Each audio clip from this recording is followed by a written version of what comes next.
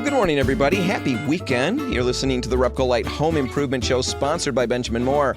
And this week, rather than give you a big, long list of all the things I'm going to talk about, I'm going to jump right in to the first segment, my paint point segment. Now, all right, I'm going to start this with a simple question. Do you have kids? Oh, well, if you do, I'm pretty sure that you've had weeks like this and conversations like this. And really, the whole thing is crazy to me. It's fascinating, really. The kids can grow up right in front of you. You know, you watch them become fully functioning adults in society. They acquire and hold great jobs as time goes by. And really, if you look, you can start to see, you know, what kind of seems like the sparks of genius, you know, flashing in their eyes, and you're really proud. And then they open up their mouths and you realize, man, nothing has changed over all these years. Here's what I mean. A few months ago, I get up in the morning, walk into the kitchen, and I find a gallon of milk. You know, a full gallon of milk with an expiration date, get this, 3 weeks from that day. That's when it's going to go bad. That full gallon of milk sitting on the counter. You know, it's a really good, really safe, really fresh gallon of milk sitting on the counter next to a pack of Oreos and a milky glass. Well, I touched the side of the milk jug, I guess, hoping that somehow, miracle of all miracles, I guess that's not really the miracle of all miracles, but hoping that luckily it would still be ice cold. But of course, no, it's lukewarm at best. Expiration date, 3 weeks from that moment, and the milk's lukewarm on the counter. It's toast. Cruel, cruel fate. Anyway, I'm tossing the milk, and suddenly the most likely suspect amongst all the kids walks into the room. He spots the milk in my hand, and then he says, is that bad? I said, well, it is now. He says, yeah, I may have left it out overnight. I said, well, yeah, you did, as I pour the whole thing with great flair down the kitchen sink.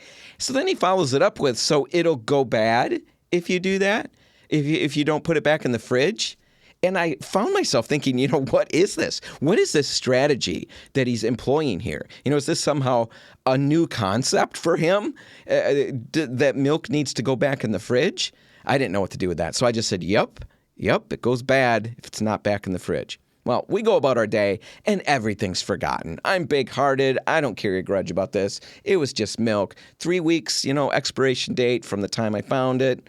3 weeks. But still, I'm not carrying a grudge. Everything's fine. Until I get home and I find a couple of half blocks of cheddar cheese in the pantry. They're both crispy, dark orange. You know, they're toast. I'm standing there holding them, and he walks into the room, same kid, sees the cheese in my right hand, and he says, I kid you not, you know, you can't put open cheese in the cupboard.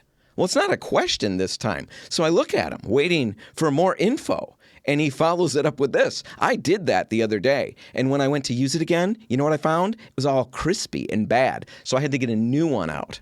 Sorry about that. I looked at him, and then I held up the other block of cheddar cheese, the one in my left hand. And then he says, oh, shoot. I bet I put the second one back in the cupboard too. Yep, you did. All right. There's the kid's story. He's gotten better. Maybe it was just some weird freak moment or freak week for him. I don't know. But let's get to the paint point. And it's obvious, isn't it? I mean, can't you just figure it out just listening to all that? Well, as frustrated as I can get with the kids about leaving food out or whatever, and really, like I said, they're much better than they used to be, and this was just some kind of anomaly, I think, for him. But as frustrated as I get with them about stuff like that, I really used to do the same thing with paintbrushes all the time. And I'm betting that a lot of you do as well. Now, I can't list off all the things that people do wrong when they're cleaning and storing paintbrushes. It's probably an infinite list. I know I would make the mistake sometimes of filling up a jar with water. Have you ever done this? And then just dropping the brush in it and letting it sit that way overnight, thinking that's going to clean it. Well, the bristles were never very good after that, and I usually ended up tossing those brushes. Sometimes I would wash it out well, and then I'd just toss it in a paint tray and leave it there. The next time I'd grab it, it'd be clean for the most part, but the bristles had splayed out, you know, so wide and in so many different directions, it kind of looked like one of those troll dolls, the ones with the crazy hair. So I'd end up tossing that brush. And eventually, I just told myself it's not worth getting good brushes. They just don't last. Well, it turns out I was handling it all wrong. Once I figured that out, that there's a right way to clean and store brushes, I was done tossing them. And I've got brushes now that I've used, for over 10 years or more. Now, here's the right way. And first step, you got to get a good brush. I'd recommend that you buy a Corona Excalibur brush. The bristles on an Excalibur are Chinex, and I talk about these brushes all the time on the show. These specific bristles are made to release water-based paint crazy easily and really evenly, and they work really well to do that. But an added benefit is that because they release latex paint so easily, they clean up really fast. Often I can rinse the brush clean in basically 45 seconds or so under running water. It's really remarkable. Corona Excalibur brush. Get a good brush. All right, once you start painting with the brush, make sure you save that little cardboard sleeve that it came with, the sleeve that covers the bristles. Don't toss that out when you open the brush. Take it off carefully, set it aside. You're going to want it later. That's a key part of all of this. Now use the brush, do your painting, and when it's time to clean it, rinse it well until you don't have any more paint coming off in the running water. And then once you've got that done, spin the brush to dry it. Now you can buy specific paintbrush spinning tools, but really just put the brush handle between your two palms and then do that universal I'm making fire with a stick motion, with your hands. Rub your palms together. Now be sure you're outside or somewhere like that when you do this because you're going to spray water everywhere. But do that until the brush is relatively dry, and then, and here's the big trick that most people don't do, put that cardboard sleeve back on the bristles and then wrap it all up like it was when you bought it. Now, if you don't have that cardboard sleeve anymore, just wrap the bristles in a paper towel and make sure you shape it to look like the brush did in the package. If you don't do this, the brush is going to be clean and it will be dry, but the bristles will flare out, and it's really no longer much good for cutting in or most other brush work. If you wrap the bristles in their packaging or in a paper towel, they'll keep that original shape, and the brush will work for you for years. Cheese and milk, they've got to go back in the fridge when you're done with them. Paintbrushes, they need to be cleaned and put back in their sleeves. Do that, everybody's happy. All right, that's the paint point for the week. Now we're going to take a break, and when I come back, I'll be in the studio with Mark DeVisser from the Plumbers here, answering your plumbing questions. That's just ahead. Stay tuned.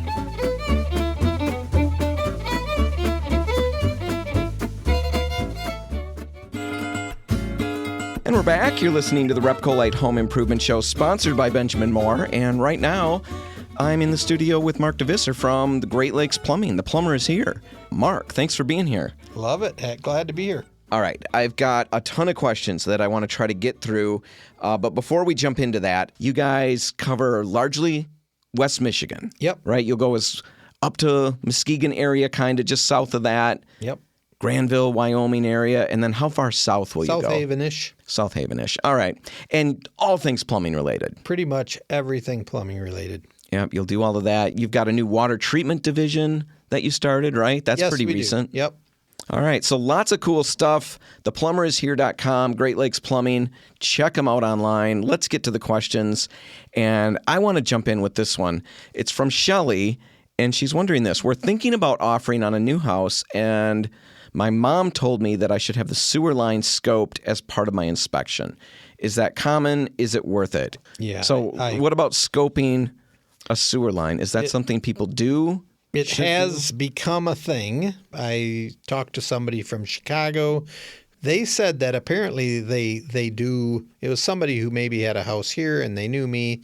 And so apparently in Chicago they do a lot of that. Okay. We have found in our area it is, maybe it's only 6% of the time right now. But 5 years ago I wasn't doing any. And so it's picking up a little bit. It's a regular thing now. Is it worth it? What do you get from that? Well, it's worth it if it gives you peace of mind.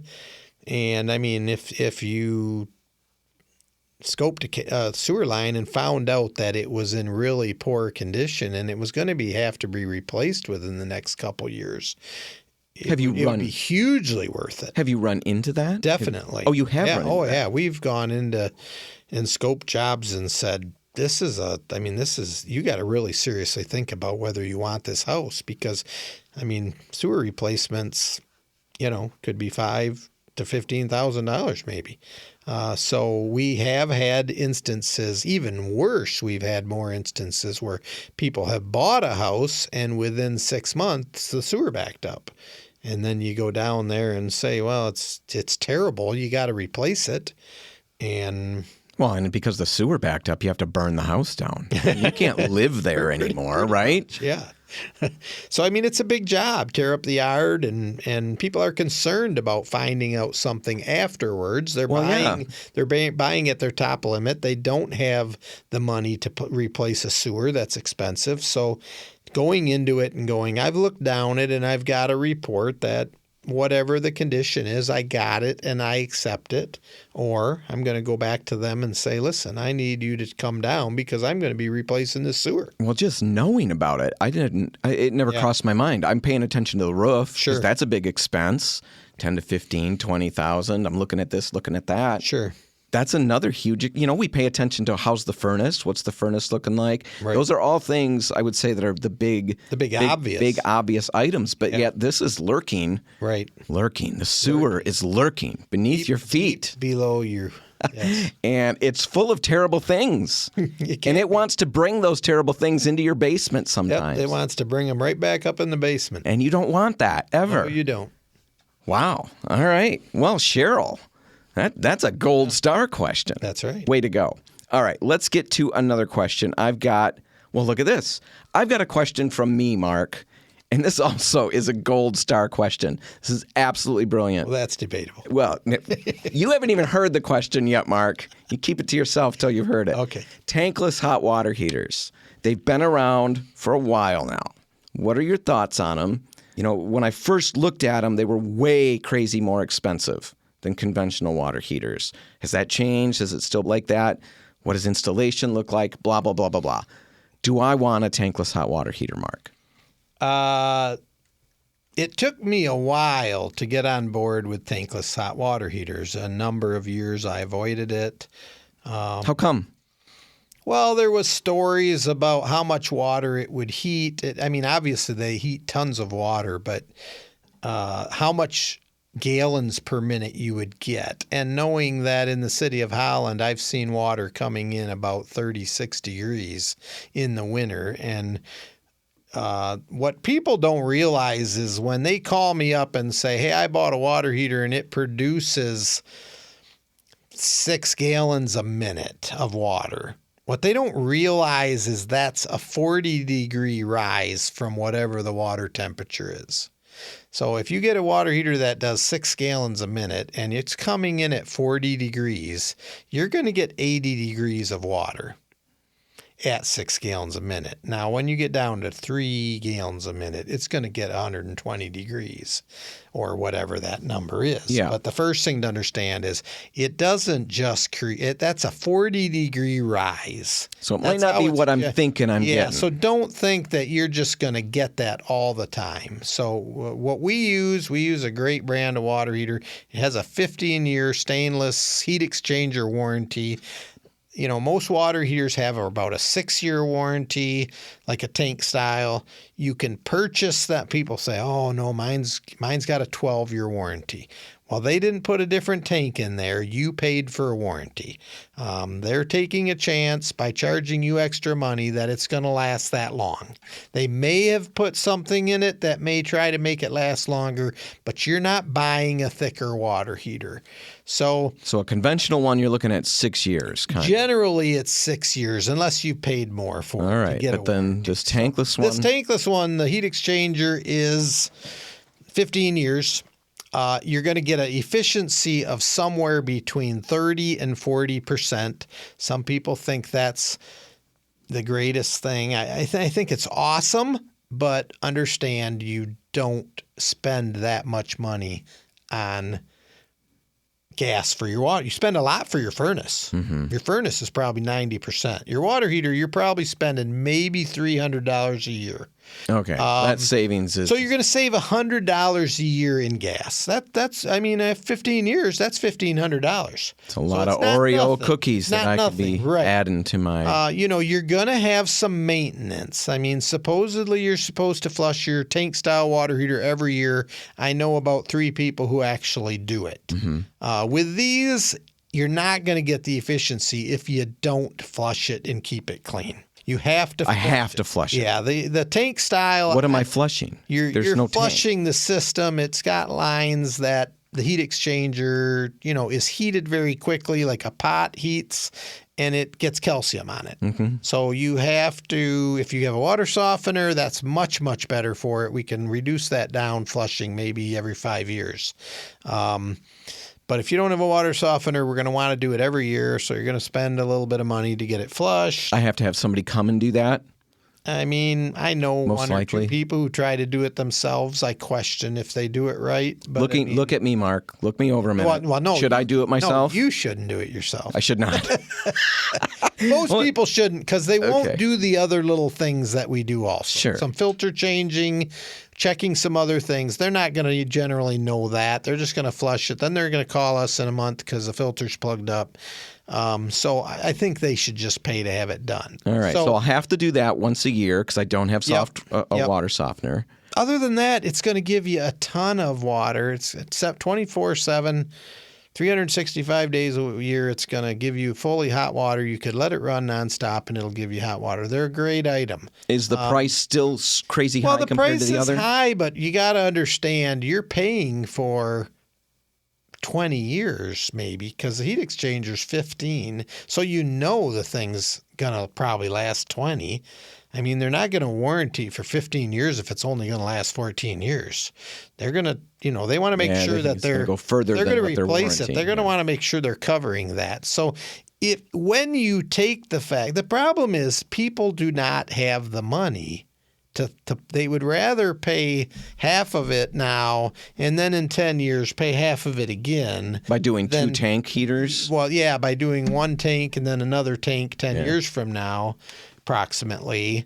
That's how I roll, Mark. So that's if you have the money to do it, there's a huge value in it, is my opinion. Now, the one thing I want to say is hybrid electric water heaters are coming fast.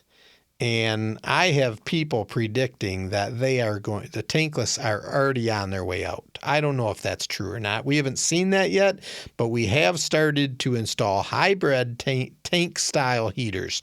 So basically what that is a electric heater that has I call it a reverse air conditioner. It takes the air, it takes the heat out of it, compresses it, and puts it into your heater to create the warmth, to create hot water. All right. So hybrid water heaters, we've done quite a few so far. Yeah, they're pricey. They're a lot like a on-demand tankless. But strangely enough for me, it's just a little bit, nothing wrong with it. But people are actually wanting to do it to get away from carbon emissions. I'm not saying I'm not on board with it, but I don't think that way so much. Yep. So there's a lot of people that are calling me and saying, we want to get rid of carbon emissions. And so they want that electric hybrid unit. And it sounds like they're extremely efficient. You put in a few. I've put in a few. So far, the prognosis is good. They're kind of nice. You can control them from your phone, and there's all kinds of fancy gadgets. And what is there to control? It's a hot water heater. Control temperatures. You can look at, I don't know. I haven't touched mine, Some and I'm people kind of like to nutsy look at like that that. stuff. I would like to fiddle with stuff, Yeah. but mine's just set. No, they do it all on the phone. They can turn it up, turn it down. Does it play tunes? I don't know if it plays tunes. or not. Well, seems like an opportunity for somebody. Make a hot water heater that plays tunes, There you and I go. can control it from my phone. Right? Sounds like a good idea. Guess so. We could add to the price on that. Right. All right, we're going to have to take a break for just a second, play some commercials, and then when we come back, I've got a couple more questions for Mark. We'll get to all of that in just a minute. Stick around.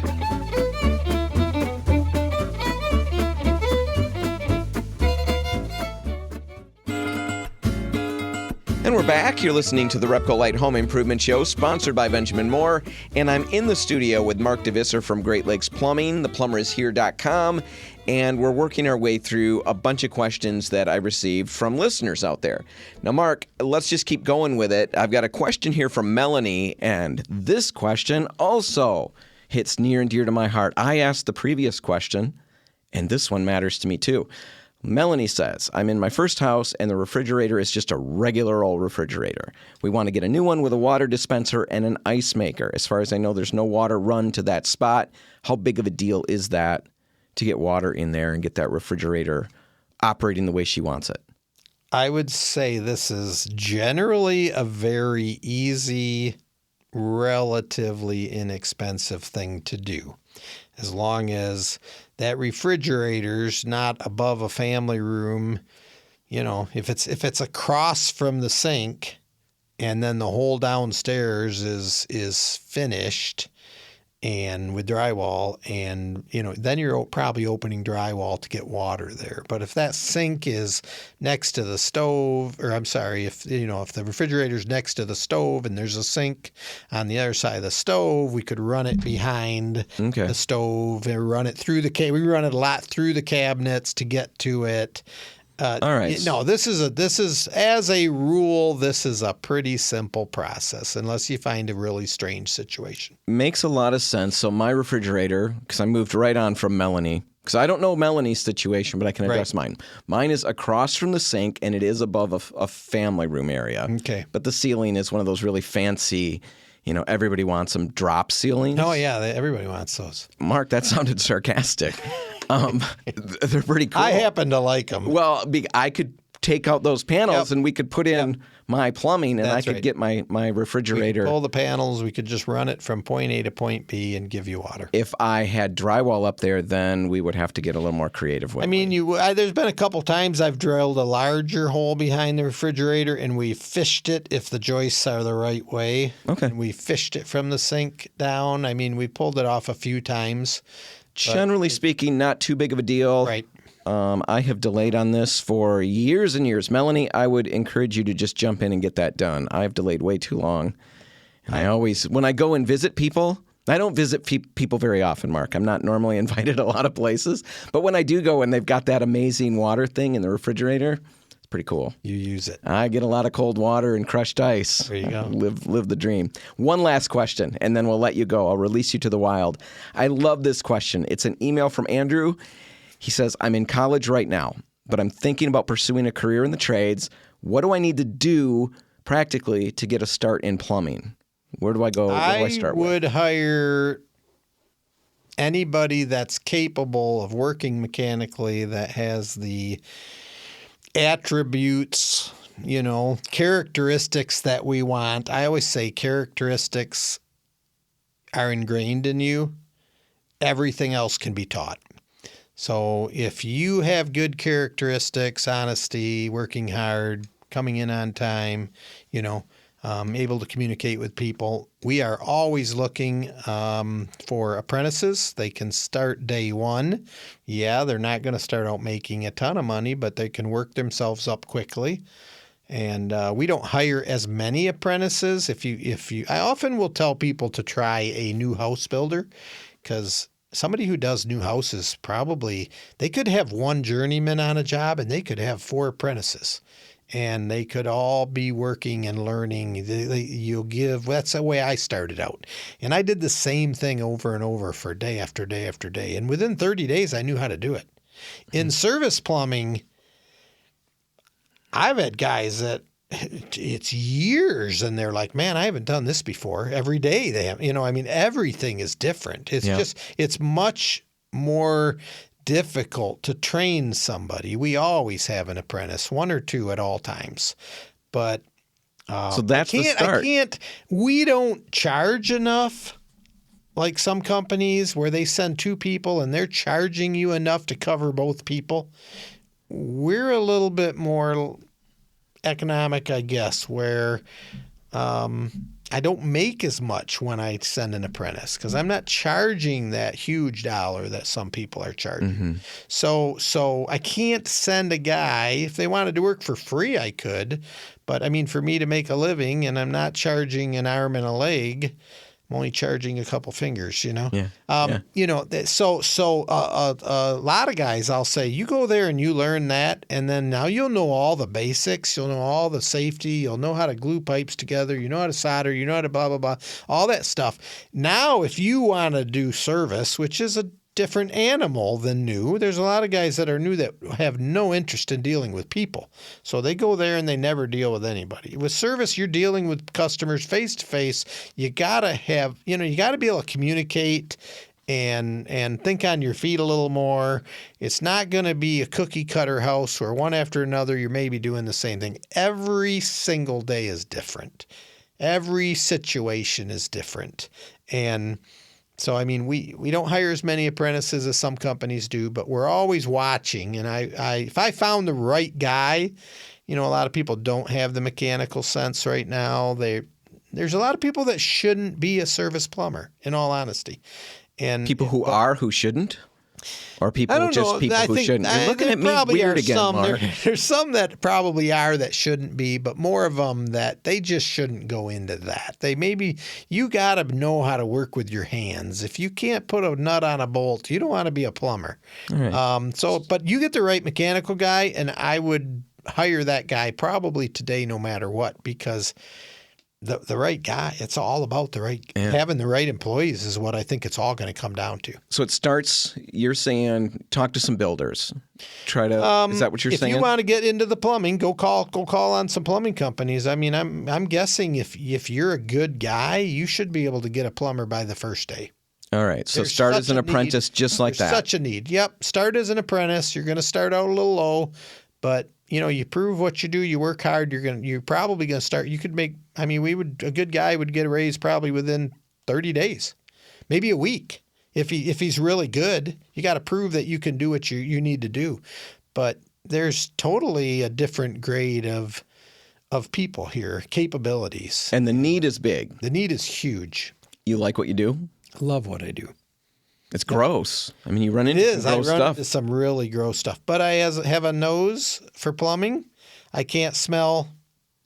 I'm not going to go any further than that. But there's a term. I can't smell. Okay, gotcha. I'm picking up what you're putting down. Yeah, that's right. And I literally can go in and people are like, it stinks so bad. It's perfect for me. But wow, that's like a superpower, Mark. Yeah. That's exciting. I love dealing with people. All right. If it wasn't for the people, it's not. I love plumbing too. But if I wasn't dealing with people every day, I wouldn't do this. So you like the service end of it way better than just love new construction. The service end, definitely. All right. Well, I think that's a great question. I know we need people in the trades. We do. My kid's an electrician, and yeah, it's very similar to what you described. Yep. Started and worked his way up, did the same thing over and over again because he was the low guy on the totem pole and loves what he does. You could start in say 30 days. You don't like it, quit.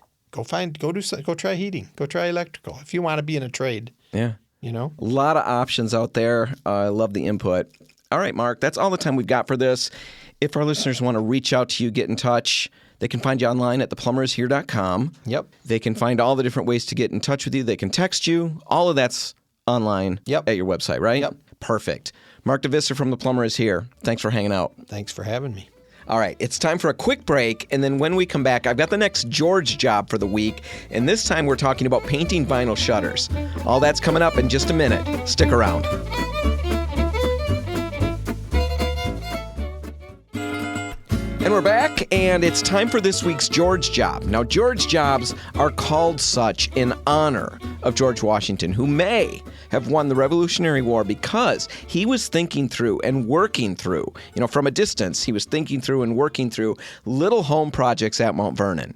Now, if you want more info to back up that crazy claim, I can do it. Just check out the last 3 episodes.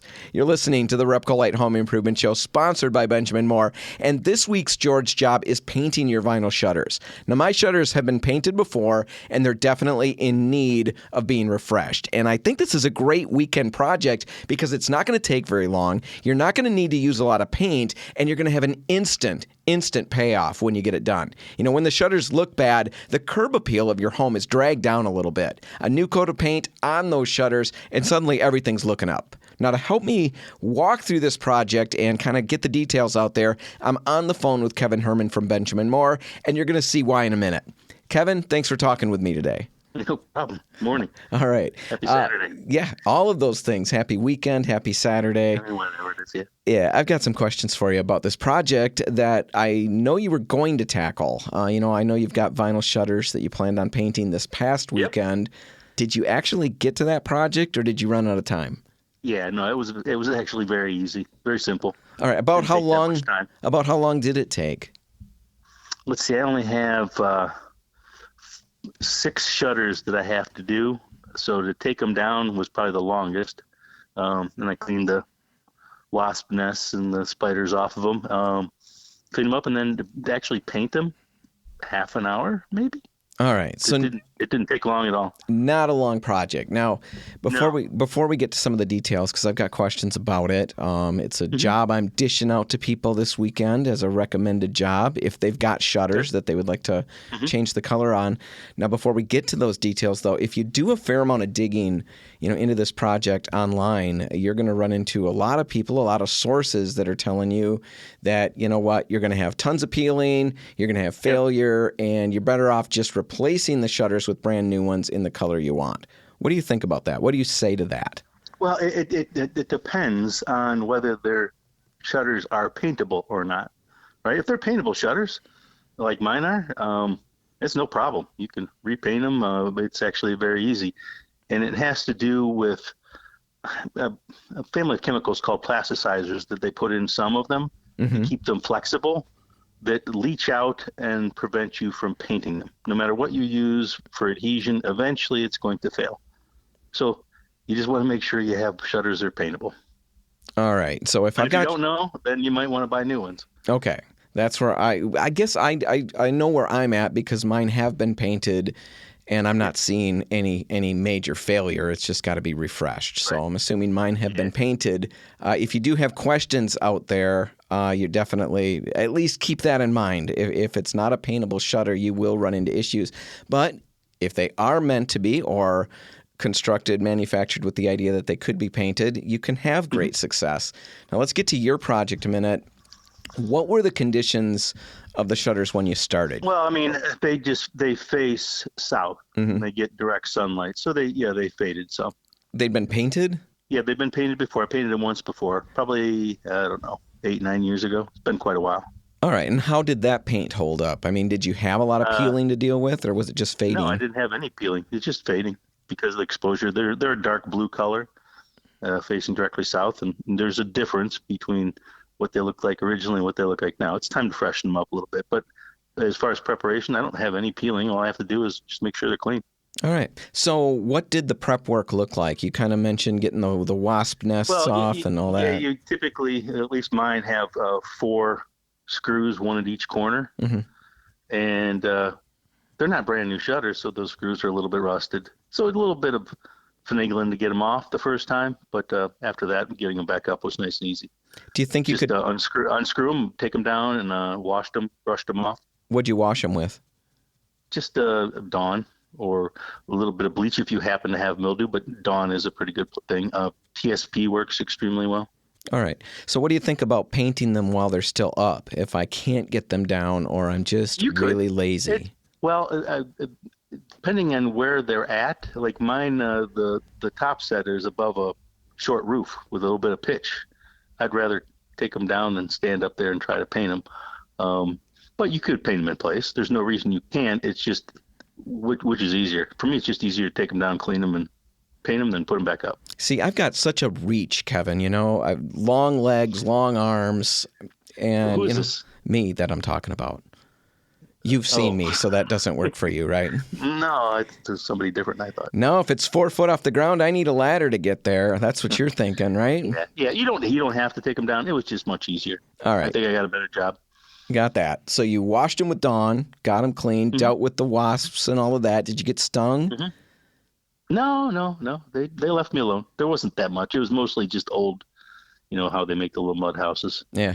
No, my kid, he's an electrician. He came home from work the other day, and he's wearing his sunglasses. I said, why are you home early? You're home like half hour early. Takes his sunglasses off, and his left eye completely swollen shut.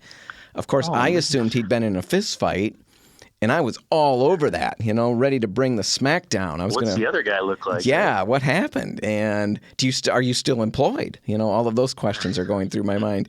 And it turns out, he had stumbled into a wasp's nest, and I guess it was he got stung by a big bumblebee.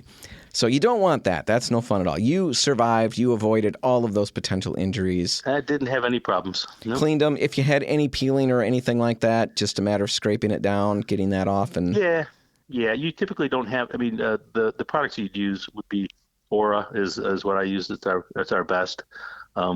More Life, More Guard, More Glow would be absolutely fantastic. Element Guard. Endura would be a great choice. You just want something, an acrylic with good flexibility and good color retention. All right. So all of those things, I think you would have said it already. Did you prime them? Did you do any priming at all? No, didn't need to prime. No, all of those products I mentioned have fantastic adhesion. I don't know what you'd get out of the primer. And if you have shutters that aren't paintable, it doesn't matter what you prime with. That's what I was going to ask next. Even a bonding primer, something like that, still not cut out for that. Not going to do it. Nope. They work for a while, but then those plasticizers continue to leach out over time, and eventually it fails. And it comes off pretty clean. All right. So you opted for Aura. That's what you chose. Yep. What finish did you go with?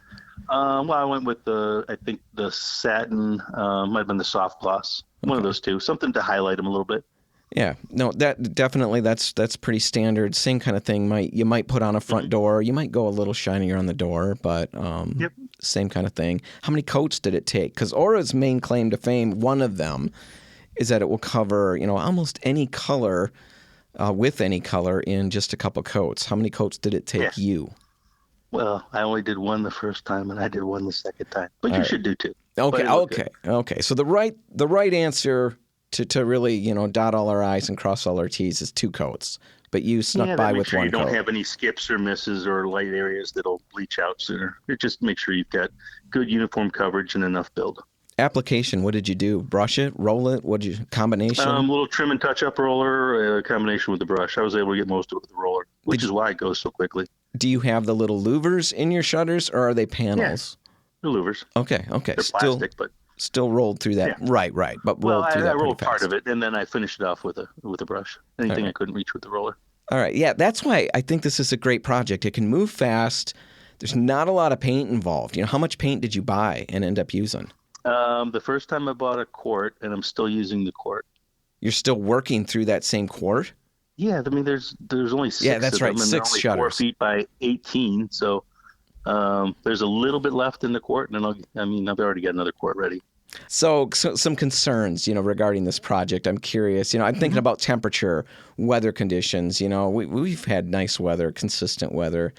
But you would want to watch out for rain in the forecast, and I would assume, of course, you're going to want to start early, try to follow the shade, stuff like that, right? Yeah, definitely. And I have, over the years, been on a couple of occasions where people have used something like black on their vinyl shutters, and it was too much of a switch.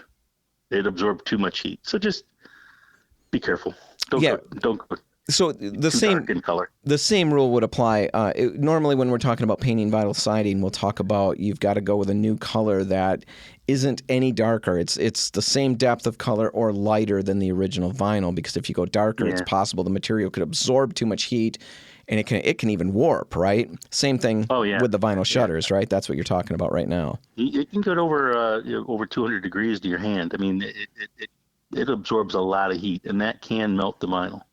So you make sure you stick with a color that is either the same depth or lighter than the original that you had. If you're going... Yeah, if you have black shutters, then use black again. But if they were white, I probably wouldn't put black over them. Then either get new shutters at that point or, go with a lighter color. All right. So great project. I would say curb appeal, bumped it up a little bit. Hour's worth of work maybe. A quart of paint that you bought 9 years ago and are still... I mean, come on, Kevin. You got to help us out here. We can't live off my purchases. That's for sure. Right. All right. Hey, I appreciate the info and just the insight into the project itself. Thanks for talking with me today. Oh, anytime. Thanks, Dan. Bye. You bet. And there you go. That's the project for the week. Look into it. Do you have shutters that really could use a refresh? If they're paintable, it really can be a crazy quick, crazy inexpensive project. Now, the paints that Kevin recommended, if you're interested, are Benjamin Moore's Aura, Benjamin Moore's More Life, More Guard, and More Glow, Element Guard, and RepcoLite's Endura. It's a great project, like I said, and if it's not the right one for you, we'll talk about another one next weekend. And that's going to do it. That's all the time we've got. We're going to wrap this one up. If you want to catch it again, you can find it online at RepcoLite.com. Whatever you do today, make sure paint's a part of it. Have a great week, everybody, and I'll see you next weekend. I'm Dan Hansen. Thanks for listening.